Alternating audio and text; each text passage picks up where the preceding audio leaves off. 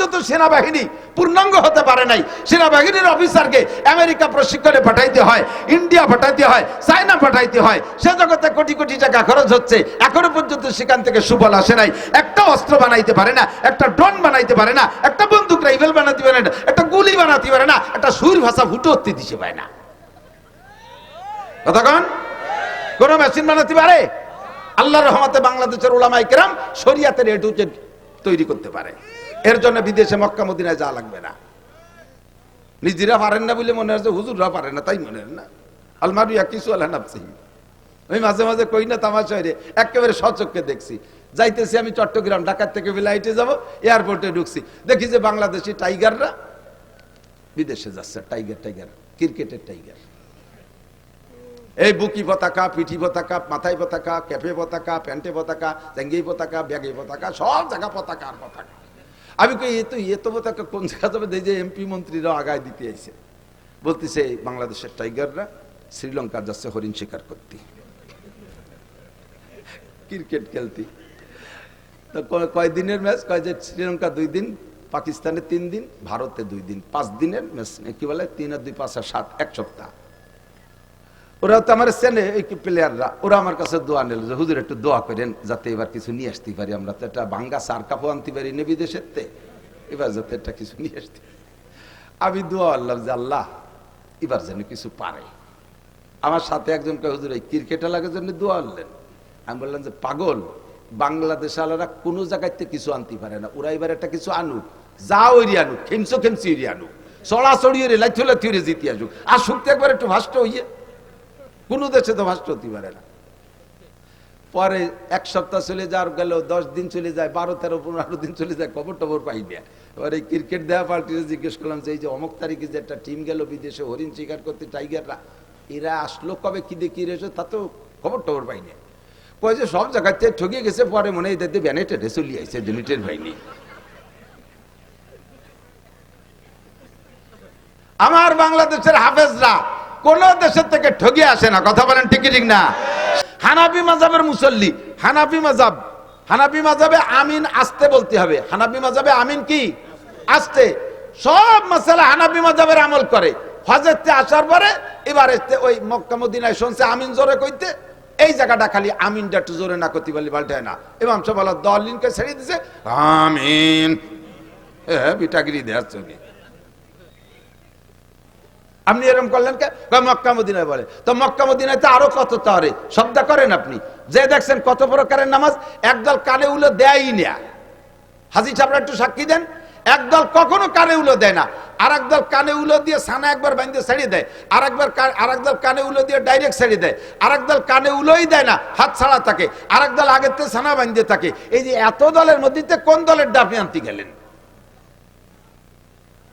আপনি অর্থে গেছেন কে? কথা কন। আপনার এই জন্যই পাঠাই নেই, এসে গেলে একটু করে যাই। বাংলাদেশের একমাত্র উলামায়ে কিরাম শরীয়তের দিক দিয়ে এস্টাবলিশড, এই বাংলাদেশের উলামায়ে কিরাম বাংলাদেশের মুসলমানদেরকে নবী আলাইহিস সালাতু ওয়াস সালামের শরীয়ত অনুযায়ী পরিচালনার জন্য বিশ্বের কোন দেশে ধরা লাগে না। বাংলাদেশের উলামায়ে কিরাম জন্ম থেকে মরণ পর্যন্ত যে 6টা জীবন বলছি, সমস্ত জীবনকে পরিচালনা করার জন্য কুরআন হাদিসের ভিতরে থেকে গাইটা সমস্ত মশালা আপনাদেরকে দিতে পারে এ যোগ্যতাওয়ালা উলামায়ে কিরাম বাংলাদেশে ভরপুর। আর কেউ এখনো সম্পূর্ণ হতে পারেন নাই, ডাক্তাররা তো পারেনি নাই। বাংলাদেশ সরকার মেডিকেল সায়েন্সের কলেজ বিশ্ববিদ্যালয়ের জন্য কোটি কোটি টাকা খরচ করতেছে ডাক্তার বানানোর জন্য। যেই সরকারি ওই মেডিকেল সায়েন্সের কলেজের জন্য টাকা দিয়ে ছেলেদেরকে পড়ায় ডাক্তার বানাচ্ছে, সেই সরকারি ওই কলেজের ডাক্তার প্রফেসরের কাছে ওষুধ খায় না, উনি চলে যায় India, Madras, Chennai, Singapore, London, বাইরে যে ওষুধ খেয়ে আসে। তো তুমি যাকে ডাক্তার বানাইলে তারা কি গুড়ার ঘাস কাটতেছে? কি ডাক্তার বানাইলি যে তাদের কাছে তোমার আত্মবিশ্বাস যেন ওষুধ খাইতে? এখনো পর্যন্ত সেনাবাহিনী পূর্ণাঙ্গ হতে পারে নাই। সেনাবাহিনীর অফিসারকে আমেরিকা প্রশিক্ষণে পাঠাইতে হয়, ইন্ডিয়া পাঠাইতে হয়, চায়না পাঠাইতে হয়, সে জগতে কোটি কোটি টাকা খরচ হচ্ছে, এখনো পর্যন্ত সেখান থেকে সুফল আসে নাই। একটা অস্ত্র বানাইতে পারে না, একটা ড্রোন বানাইতে পারে না, একটা বন্দুক রাইফেল বানাতে পারে না, একটা গুলি বানাতে পারে না, একটা সুর ভাষা ফুটো উঠতে দিতে পারে না। কতক্ষণ কোন মেশিন বানাতে পারে? আল্লাহর রহমতে বাংলাদেশের উলামায়ে কেরাম শরীয়তের এ টু জেড তৈরি করতে পারে। এর জন্য বিদেশে মক্কা মদিনায় যাওয়া লাগবে না। নিজেরা পারেন না বলে মনে হচ্ছে হুজুররা পারে না তাই মনে হয় না। আলমারু কিছু আল্লাহ নাফসিহি, ওই মাঝে মাঝে কই না তামাশা হয়ে একেবারে সচক্ষে দেখছি। যাইতেছি আমি চট্টগ্রাম, ঢাকা থেকে ফ্লাইটে যাব, এয়ারপোর্টে ঢুকছি, দেখি যে বাংলাদেশি টাইগাররা বিদেশে যাচ্ছে। টাইগার ক্রিকেটের টাইগার। এই বুকি পতাকা, পিঠি পতাকা, মাথায় পতাকা, ক্যাপে পতাকা, প্যান্টে পতাকা, জাঙ্গি পতাকা, ব্যাগে পতাকা, সব জায়গা পতাকা আর পতাকা। আমি কই এ তো পতাকা কোন জায়গা যাবে? এই যে এমপি মন্ত্রীরা আগায় দিতে আইছে, বলতেছে বাংলাদেশের টাইগাররা শ্রীলঙ্কার যাচ্ছে হরিণ শিকার করতে, ক্রিকেট খেলতে। তো কয়দিনের ম্যাচ? কয় যে শ্রীলঙ্কা 2 দিন, পাকিস্তানে 3 দিন, ভারতে 2 দিন, 5 দিনের ম্যাচ। কি বলে 3 আর 2 5 আর 7, 1 সপ্তাহ। ওরা তো আমার চেনে, এই প্লেয়াররা, ওরা আমার কাছে দোয়া নিল যে হুজুর একটু দোয়া করেন যাতে এবার কিছু নিয়ে আসতে পারি। আমরা তো একটা ভাঙ্গা সার কাপও আনতে পারি না বিদেশের তে, এবার যাতে একটা কিছু নিয়ে আসতে। আমি দোয়া আল্লাহ যে আল্লাহ এবার যেন কিছু পারে। আমার সাথে একজন কে হুজুর এই ক্রিকেট লাগার জন্য দোয়া আনলেন। আমি বললাম যে পাগল, বাংলাদেশ আলারা কোনো জায়গাতে কিছু আনতে পারে না, ওরা এবার একটা কিছু আনুক, যা ওইরি আনুক, খেমচি ওইরি আনুক, চড়াচড়ি লাইথুলে জিতে আসুক, আসুক তো একবার একটু ভাষ্ট হইয়ে। কোন দেশে তো ভাষ্ট হতে পারে না। পরে 1 সপ্তাহ চলে যাওয়ার গেল, 10 দিন চলে যায়, 12, 13, 15 দিন চলে যায়, খবর টবর পাই না। এবার এই ক্রিকেট দেওয়া পার্টিতে জিজ্ঞেস করলাম যে এই যে অমুক তারিখে যে একটা টিম গেল বিদেশে হরিণ শিকার করতে, টাইগাররা, এরা আসলো কবে, কি দেখি রেছো, তা তো খবর টবর পাই না। কয় যে সব জায়গাতে ঠকিয়ে গেছে, পরে মনে হয় এদের ব্যানেটে চলে আইছে, জেনিটের হয়নি। আমার বাংলাদেশের হাফেজরা কোন দেশের থেকে ঠগিয়ে আসে না, কথা বলেন ঠিক ঠিক না? সারা পৃথিবীর যত মুহাদ্দিস আছে তার ভিতরে 1 নম্বর মুহাদ্দিস আমাদের বাংলাদেশে মাওলানা আব্দুল মালিক সাহেব, বাইতুল মুকাররমের খতিব সাহেব। কাজেই আপনি একা একাও যাইতে আমিনটা জোরে ঠেলিয়ে আনতে গেছেন কে? আমিন জোরে হবে না, আসতে হবে বাইতুল মুকাররমের খতিব সাহেবের কাছে শুনিয়ে আসেন। আসেন দাঁড়িয়ার মাঠের প্রধান মুফতির কাছে, জান ভাঙ্গা ঈদগাহ মাদ্রাসার মুফতি সাহেবের কাছে, আমরা সব ফতোয়া দিয়ে দেব। কোনতে আল্লাহর রহমতে ওদিক যা লাগবে না, কথা কন। এবার তাকবীরে তাহরিমা আমিন বলা, এটা বলবে, আসতে বলবেন। আল্লাহ আমাদের হানাফি মাযহাবের মাসালা কি বলা হয়, সব মাসালাই তাকবীরে তাহরিমা বলা। এদিকে একটু আরেকটা খেয়াল করেন, তাহলে তাকবীরে তাহরিমা বলা আজকে থেকে যাদের জানা ছিল না তারা জেনে নিছেন না, তাদের জিন্দেগীর 80 লক্ষ 60 লক্ষ বছর হায়াত পর্যন্ত যদি হায়াত পান আর নফল ইবাদত করেন, তার চাইতে আপনার একটা মাসালার দাম বেশি হয়ে গেছে। মাহফিলটা খুব ভরপুর কামিয়াব হয়ে গেছে। এর সাথে ছোট্ট আর একটা মশলা পেঁচাই গেছে, একটু না করে তো জাতিবাতি চিনা, আপনার অনুমতি দিলে বলবো। এই তাকবীরে তাহরিমা ইমামের পিছনে বলবেন, বলার সিস্টেম কি, আবার তা সে জায়গা ছোট্ট একটু চিকুন একটা মশলা আছে, বলবো। সেই মশলাটা হলো ইমাম সাহেব আল্লাহু আকবার বলবে, তো ইমামের যদি সুর বেশি হয়, সুর আলা ইমামরা একটু টাইনিয়ে সুর দেখে আল্লাহু আকবার সুর দিতে খানিকটা নি ফেলে। আবার জামাত যদি বড় হয় তাহলে পিছন পর্যন্ত তাকবীর পৌঁছতে হবে, এজন্য একটু টানিয়ে কয় আল্লাহু আকবার। তো ইমাম আল্লাহ কয় আরে টানতিছে, আপনি মনে হচ্ছে অনুমতি দিয়েছেন, আপনি শটে মারিয়ে দিয়েছেন আল্লাহু আকবার। এই জায়গায় অ্যাক্সিডেন্ট কি হয়েছে মনে রাখবেন, ইমামের আল্লাহু আকবারের র শেষ হওয়ার আগে যদি আপনার আল্লাহু আকবারের র শেষ হয়ে যায়, আপনার ইক্তেদা সহিহ হয় নাই, ওই ওয়াক্তের নামাজ বাতিল। মাজলিসু ফিকিন খায়রুম মিন ইবাদাতি 60 সানা। এর একটা মাসালা শোনা এবং শিখা 60 বছর নফল নামাজ ও রোজার চাইতে কম না বেশি? জোরে কান, কম না বেশি? এই জন্য দোস্ত বলতে যে অনেক দুঃখ সরে চলে আসছে, আর কিছু মাসালা বলা হয়ে গেছে, সাথে আর একটা মাসালা না বলে পারতেছি না। মশালার মধ্যে ঢুকলে খালি আমার ভেস্তেজের পড়াইতে মনে চায়, ওলামায়ে কেরামের কাছে চর্বিতে চর্বণ মনে হচ্ছে। আমি অনুরোধ করবো আইম্মায়ে মাসাজিদ যারা আছেন, মসজিদের ইমাম যারা আছেন, জুমার দিনে আপনি লম্বা লম্বা কিসসা কাহিনীর বয়ান বাদ দিয়ে 2 পদ্ধতিতে বয়ান করতে পারেন। জীবনে কোনোদিন আপনার বয়ান ফুরবে না, জীবনেও কোনোদিন বয়ান ফুরবে না।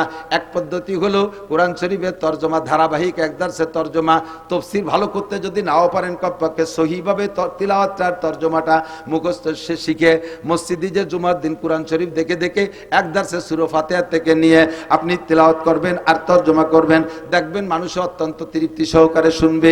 কমপক্ষে আল্লাহর বান্দারা একটু আইডিয়া নেবে, আর আলহামদুলিল্লাহ সূরার মধ্যে কি পড়ি, এ কি ভূতির মন্ত্র না কি পড়ি, এর তরজমা কি বুঝতে পারলে তেলাওয়াতের যদি তরজমা বোঝা যায় তাহলে পড়েও মজা লাগে, কতক্ষণ পড়তেও মজা লাগে। আপনি যখন সূরা ফাতিহা পড়বেন আলহামদুলিল্লাহি রাব্বিল আলামিন, এইটা কি পড়লেন তরজমা জানেন না, টপাটপ করে পড়ে গেছেন, যদি আপনি বোঝেন যে আপনি কি বলছেন, আলহামদুলিল্লাহি রাব্বিল আলামিন, সমস্ত প্রশংসা আল্লাহর জন্য যিনি রব্বুল আলামিন, সারা জগতের প্রতিপালক। আপনি যখন সূরা ফাতিহার এই আয়াত পড়বেন তরজমাটা আপনার মাথার মধ্যে চলে আসবে, মনের মধ্যে একটা মজা পাবেন, কারণ আল্লাহ আপনার সামনে, আপনি আল্লাহকে বলতেছেন আল্লাহ তুমি রব্বুল আলামিন, সমস্ত প্রশংসা তোমার জন্য। এই কথা বলে ছেড়ে দেওয়ার পরে আল্লাহ আপনার সঙ্গে সঙ্গে একটা জবাব দিয়ে দেয়, আল্লাহ একটা জবাব দিয়ে দেয় কে হামিদানি আব্দি। আল্লাহ যে কি খুশি হয়, হামিদানি আব্দি, আমার বান্দা আমার প্রশংসা করছে। আল্লাহ জবাবটা দেয়, আল্লাহ জবাবটা দেয়। আলহামদুলিল্লাহ প্রথম আয়াত ছেড়ে দেওয়ার পরে এই জবাব দেয়। এরপরে বলবেন আর রহমানির রহিম, ও আল্লাহ তুমি রহমান এবং তুমি রহিম, পরম করুণাময় মেহেরবান দয়ালু দাতা তুমি আল্লাহ। বলার সঙ্গে সঙ্গে আল্লাহ পাক বলেন আসনা আলাইয়া আব্দি, ওয়েলকাম, থ্যাংক ইউ, আমার বান্দা আমার প্রশংসা করেছে, যথোপযুক্ত প্রশংসা করেছে। আর রহমানির রহিম বলার পরে আল্লাহ জবটা কিন্তু দেয় মালিক ইয়াউমিদ্দিন, বলার পরে আল্লাহ কয় সাদাকা আব্দি, থ্যাংক ইউ বান্দা, সত্য কথা বলেছো। মালিক ইয়াউমিদ্দিনের মানে আপনি বুঝে নেন বিচার দিনের মালিককে, বিচার দিনের মালিক তুমি আল্লাহ, মালিক ইয়াউমিদ্দিন। এরপরে বলছে এ কথার পরে আল্লাহ কয় সাদাকা আব্দি, বান্দা সত্য কথা বলেছিস। বিচার দিনের মালিক ডক্টর ইউনূস না, বিচার দিনের মালিক তোদের প্রেসিডেন্ট প্রধানমন্ত্রী না, বিচার দিনের মালিক তোদের বাংলাদেশের হাইকোর্টের সুপ্রিম কোর্টের বিচারপতি না। আরে বিচার দিনের মালিক জোরে বলেন কে? মালিক ইয়াউমিদ্দিনের মধ্যে তাই বলছেন, কথা কি মনে থাকবে? এরপরে বলছেন ইয়াকা নাবুদু ওয়া ইয়াকা নাস্তাঈন, আল্লাহ ইবাদত তোমারই করি, ইয়াকা নাবুদু তোমারই ইবাদত করি, ওয়া ইয়াকা নাস্তাঈন সাহায্য চাইলে তোমারই কাছে চাই। জোরে বলেন সাহায্য কার কাছে? দুনিয়ার কোন রাজা বাদশার কাছে চাই না, কোন কোটিপতি শিল্পপতি রাষ্ট্রপতি ভগ্নিপতির কাছে আমরা সাহায্য চাই না। নাস্তাঈন আল্লাহ তোমার কাছে সাহায্য চাই। এই আয়াতটার মধ্যে দুইটা অংশ লক্ষ্য করেছেন নাকি? একটা হলো ইয়াকা নাবুদু তোমার ইবাদত করি, আর একটা হলো ইয়াকা নাস্তাঈন আমরা সাহায্য চাই। আয়াতটার ভিতরে দুইটা অংশে আল্লাহকে হাজা বাইনি ওয়া বাইনা আব্দি, এই আয়াতটার মধ্যে দুই ভাগ হয়ে গেছে, অর্ধেক আমার আর অর্ধেক বান্দার। ইয়াকা নাবুদু আল্লাহর, নাস্তাইন সাহায্য চাই আমার জন্য। আল্লাহকে এই আয়াতটা দুই ভাগ হয়ে গেছে, অর্ধেক আমার আর অর্ধেক আমার বান্দার। ওয়ালি আব্দি মা সালা, কাজে আমি জবাব দিলাম আমার বান্দা যা চাইতেছে সাহায্য সব আমি তারে দিয়ে দিলাম। এরপরে কি সাহায্য চাইবেন একটু সাহায্যের নাম কন। সাহায্য কি চাইছেন আপনি? বলছেন ইহদিনাস সিরাতাল মুস্তাকিম। আল্লাহ বাংলাদেশে দলের অভাব নাই, আমলিগ বিএনপি জামাত জাতীয় পার্টি ৮৮ চন্দ্রবাড়া মানিকগঞ্জ সুরেশ্বর ভোজেশ্বর ইনায়েতপুর বাহাদুরপুর শরীয়তপুর মাদারীপুর ফরিদপুর তবলিগ সরবনাই এতাতি ওয়াজাতি হিজবুত তাওহীদ কাদিয়ানি। এরপরে এবার হইছে এবার আবাল সরকারে ফাউল সরকার, আবার একটা ফাউল সরকার, কথা কন না কেন? এ আবাল সরকার বাউল না ফাউল? বাউল না ফাউল? ওরে যারা ফাউল না করবে সেও ফাউল। জাহেল মূর্খ, কত বড় বিয়াদব। আল্লাহরে কয় কি আল্লাহ কি মুখ দিয়ে কথা কয় না পাছাই দিয়ে কথা কয়? সাড়ে শয়তান, তুই যাইছ আল্লাহর সাথে দেখা হবে কোন জাত দিয়ে কথা কয় তোরে দেখিস। আর আমার সামনে পড়লি তো হাসরের মাঠে ওর সাথে বাড়ি বাড়ি লেগে যাবে। এখনই যদি ওরে পাই ওর কিছু হলি একটা আমি করবো, তাই আমার জীবন থাকুক আর না থাকুক। কথা বলেন? Ready ready? কোন বাউল ফাউল চুল আলার কোন খানা ভাঙ্গার মাঠে হবে না। ভাঙ্গার জনগণ মর্দে মুজাহিদ। ইয়াকা নাবুদু ওয়া ইয়াকা নাস্তাঈন ইহদিনাস সিরাতাল মুস্তাকিম। আল্লাহ এত দলের মধ্যে কোন দল যে সঠিক তাই তো বুঝে পারতেছি না। আল্লাহ যে আসে সেই সুন্দর করে বুঝায় কি আমরা সঠিক, আমরা তো বুঝে উঠতে পারতেছি না। দলের তো অভাব নাই, আল্লাহ কোন দল গ্রহণ করব? কাজে ইহদিনাস সিরাতাল মুস্তাকিম, তুমি তো জানো সঠিক দল কোনটা, ওই সঠিক দলের অন্তর্ভুক্ত আমাকে বানাইয়া দাও। আল্লাহ তোমার কাছে অনুরোধ, আমি আমি তোমার কুদরতি কদমে পড়ে দোয়া করি আল্লাহ, গায়রিল মাগদুবি আলাইহিম ওয়ালাদ দাল্লিন, সঠিক দল তো চিনেই দিবা, সঠিক পথে চালাবা। তবে গায়রিল মাগদুবি আলাইহিম মানে ইহুদি, আর দাল্লিন মানে নাসারা, এই ইহুদার নাসারাদের পথে আমারে চালাইও না। এ কথা বলার পরে, এই আয়াতগুলো বলার পরে আল্লাহ কয় ফালি ওয়ালি আবদি মা সাআলা, ওয়ালি আবদি মা সাআলা, ও বান্দা তুমি যা যা চাইলে সব তোমারে দিয়ে দিলাম।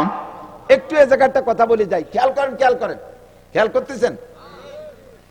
আপনি একটা আয়াত সূরা ফাতিহাতে পড়বেন, আর পরে আল্লাহ একটা জবাব দেয়, তাহলে আয়াতটা পড়ে আল্লাহরে জবাব দেওয়ার সুযোগ দিতে হবে না? আপনি বলি চলে গেছেন আলহামদুলিল্লাহ, হঠাৎ দাল্লিন, কোন ভাগে কি দেখে হঠাৎ দাল্লিন? আল্লাহকে কি কি চালিতে তো আমার তো দিয়ারই সুযোগ দিলি না। একাও যদি পড়েন, আস্তেও যদি পড়েন, কিরাত জোরেও যদি পড়েন, কমপক্ষে আলহামদুলিল্লাহ আয়াতগুলো ছেড়ে ছেড়ে পড়বেন, যাতে মাঝখানে আল্লাহ আপনাকে যা চাইতেছেন ওগুলো দিয়ার আল্লাহ নিজেই স্বীকার করতে পারে। মজা হয়েছে না কতক্ষণ? তখন মজা পাবেন। এরপরে সূরা ফাতিহার তরজমা, সূরা বাকারার তরজমা করবেন, সূরা আল ইমরানের তরজমা করবেন। মসজিদের ইমাম সাহেবদের ওয়াজ কোনোদিন শেষ হবে না। আর নয় 52 শুক্রবারে 52 প্রকারের নতুন ওয়াজ বানাই করতে একেবারে চাউল মুড়ি হয়ে যায়। আমরা বক্তারা তো আজ এই মাঠে, আর কালকে আর এক মাঠে, একই ওয়াজ সারা বাংলাদেশ ভরে গাইয়ে বেড়ালি, আমাকে ধরার কেউ নাই। কিন্তু শুক্রবারে 52 প্রকার ওয়াজ না করলি মুসল্লিরা খালি রোগা কুড়োর মতো জিমে, হুজুর কি কয়ে যাচ্ছে, সময় হয়েছে জুল দিয়ে দিয়ে ঘুমায়, আর কালি কয় গড়িতে সময় হয়েছে। কারণ যা কইতে কতবার শুনবো। আর কুরআন শরীফের শুরু থেকে শেষ পর্যন্ত তরজমাগুলো বলবেন, কোনোদিন শেষ হবে না। 2 নম্বর হলো শরিয়াতের মাসআলা, শরিয়াতের নামাজের মাসআলা, ওযুর মাসআলা, গোসলের মাসআলা, দুইটা মাসআলা সুন্দর করে এক একদিন বুঝাই বলবেন, জীবন ভরে বলবেন, মসলা শেষ হবে না, মসলা বলা শেষ হবে না। কারণ 2 রাকাত নামাজ পড়তে 12,000 মাসআলা, 12,000 মাসআলা। কয়টা মাসআলা কয়দিন বলবেন আর কয়দিন মনে রাখবেন? এর এক একটা মাসআলা বললে মুসল্লিদের এই পরিমাণ লাভ। 2 নম্বর মাসআলা বলছি, মনে আছে নাকি? 3 নম্বর আর একটা মাসালা বলে আমি ওয়াজের দিকে চলে যাব। আল্লাহ না, অশরীর নেই তো না, পরদিন দাঁড়িয়ে মাঠে আসিনি, কম ওয়াজ গুছাইছি নাকি? তবে আর বেশিক্ষণ টিকতে পারতেছি না, বুক ব্যথা হচ্ছে। ওয়াজের লাইন ধরাই দিয়ে যাবো ইনশাআল্লাহ। যা পড়ছি অনেক সময় একদল আছে কয় যে কওমি উলামায়ে কিরাম, এরা ওই সৌজন্যমূলক আয়াতেরটা পড়ে আর এদিক ওদিক দিয়ে কয়ে এটি চলে যায়, আয়াতের তর্জমা জানে না। জানি না, না জানি, দুদু তুমি আমার ক্লাসে আসো, আসো। আমি কোরআন তর্জমা পড়াই, তাফসীরে জালালাইন বয়জবি পড়াই, আমি বুখারী শরীফ কিতাবুত তাফসীর পড়াই, বুখারী শরীফ পড়াই। আসো, পারি না না পারি। বাকি কথা হলো ওয়াজ আমার ইচ্ছা মতো হয় না। যেদিন আমার ইচ্ছা মতো ওয়াজ করতে যাই সেদিন আমি মোটে আর ওয়াজ তালাশ করে পাই না। যেদিন আল্লাহর ইচ্ছা মতো ওয়াজ করি, এলাকায় যা প্রয়োজন সেই কথাগুলো আল্লাহ আমারে দিয়ে বলায়, আর সেদিন আমার কথা মোটে শেষই হতে চায় না। তখন বুঝি যে কথাগুলো জরুরি হয়েছে।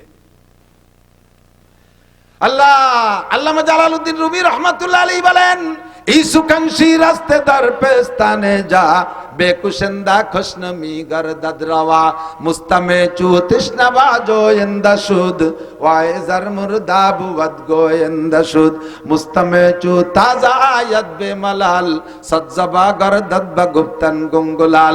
ও মাদ্রাসার ছাত্ররা, তোকে পায় ধরে একটু ফার্সি পড়, পায় ধরে একটু ফার্সি পড়। ফার্সি মোটে পড়বি না, ফার্সি লাগে কোন সাগে? ফার্সিতে শের যদি হাফিজুর রহমান সিদ্দিকী পড়ে তা দিয়ে এবার মজা করে শোনো, তাহলে তুমি কেন পড়া শিখবা না? হাফিজুর রহমান সিদ্দিকীর রেকর্ড শুনে, তার ইউটিউবে থেকে শুনে তুমি মুখস্থ করো।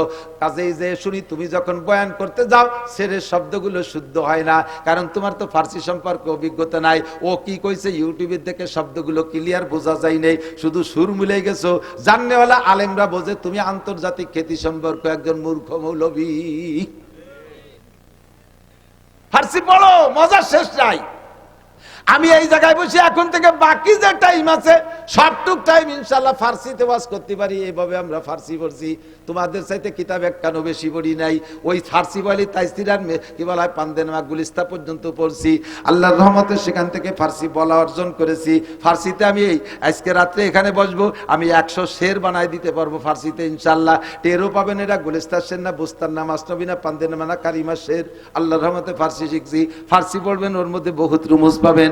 আল্লামা জালালউদ্দিন রুমি মাসরবির মধ্যে বলেন, ই সুখানশি রাস্তে দার পেস্তানে যা বেকুশেন্দা খুশনমি গরদাদ রওয়া। বক্তাদের মুখের কথা গাভীর স্তনের দুধের মতো। গাভীর স্তনের মধ্যে দুধ কিন্তু জমা করা থাকে না।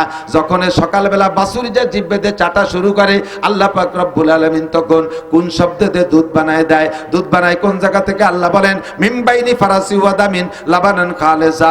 রক্ত আর গোবরের মাঝ দিয়ে আমি পরিষ্কার 5 কেজি দুধ তোমার জন্য তখনই বানায় পাঠাইয়া দেই। ওই দুধ পেটের মধ্যে অপারেশন করলে কোনো জায়গায় ব্যাগ বোতল ভরা পাওয়া যাবে না। কথা বলেন ঠিক কি ঠিক না? সেম কোয়ালিটি বক্তার জিব্বে ওয়াজ লেখা নাই, মাথার মধ্যে ওয়াজের মেমোরি কার্ড ঢুকানো নাই, সিনার মধ্যে কোনো জায়গায় ওয়াজ লেখা নাই। এ জায়গা বসার পরে সুবহানাকা লা ইলমা লানা পড়ে যখন বলি, আল্লাহর কাছে সারেন্ডার করি, আল্লাহ আমার কোনো এলেম নাই। এই দাঁড়িয়ারমাঠ থানা সদরের শিক্ষিত জনগণের কি প্রয়োজন? কথাগুলো আমারে শিখায় দাও। আল্লাহ আমার মাথার মধ্যে গাভীর দুধের মতো কথাগুলো দেয়, সেই কথাগুলো বলি। যদি কথা প্রয়োজনীয় হয় কথাগুলো নিয়ে যাবেন, ভুল বললে ক্ষমা করে দেবেন।